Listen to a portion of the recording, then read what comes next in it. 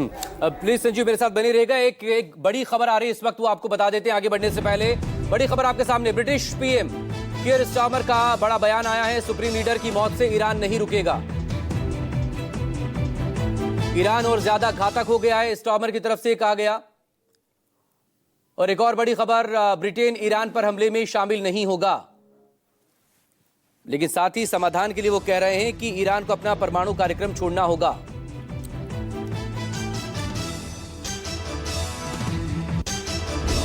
और एक और बड़ी खबर आपके सामने, ईरान ने स्ट्रेट ऑफ होर्मुज को बंद कर दिया है। आईआरजीसी के कमांडर इन चीफ के सलाहकार ने यह साफ कर दिया है, ये बंद है और पूरी तरह से बंद ही है। वहां से गुजरने की कोशिश करने वाले जहाज को आग लगा दी जाएगी। और जाहिर तौर पर जब अगर ये बंद होगा तो इसका असर तेल और गैस की सप्लाई पर पड़ेगा। न सिर्फ पश्चिम एशिया, पूरा एशिया, बल्कि यूरोप तक इससे प्रभावित होगा।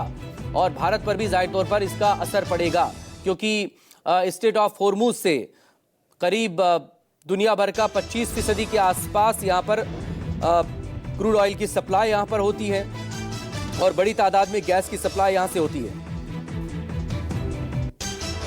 और एक और बड़ी खबर इस वक्त आपके सामने न्यूज़ 24 पर आप देखिए, अरामको तेल रिफाइनरी में हमले की नई तस्वीरें सामने आ गई हैं।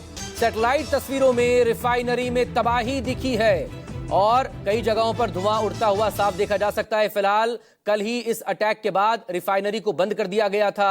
ईरान ने रिफाइनरी पर ड्रोन हमला किया था और एक बड़े हिस्से को डैमेज कर दिया था और इसके बाद अरामको रिफाइनरी को बंद कर दिया गया था। अरामको रिफाइनरी अकेली वो रिफाइनरी है सऊदी अरब की जो करीब 5.5 से लेकर 6 लाख बैरल पर डे का वहां से क्रूड ऑयल निकलता है वहां से और बाहर सप्लाई के लिए पहुंचता है अलग अलग जगहों पर।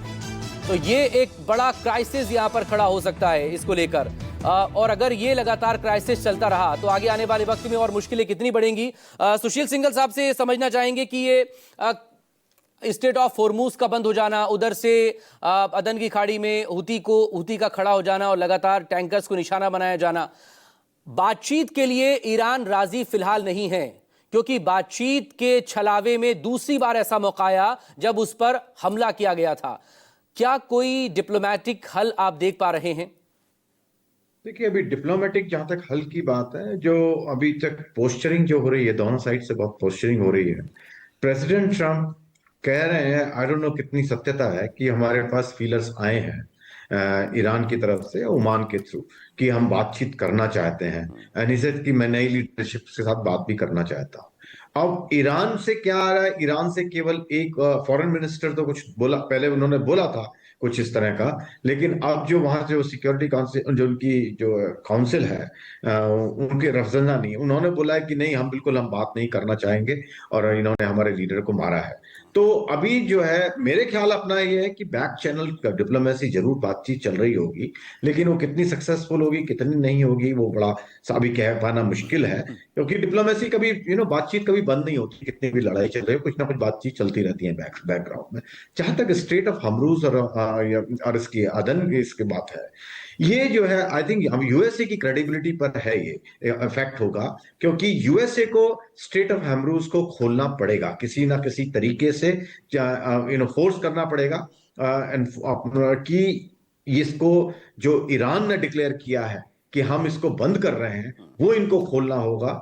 नहीं तो जो ग्लोबल प्रेशर बहुत उनके ऊपर पड़ेगा कि ऑयल की प्राइसेस ऑलरेडी बढ़ रही हैं, गैस की प्राइसेस बढ़ गई हैं, 50% ऑलरेडी इंक्रीज हो गई हैं।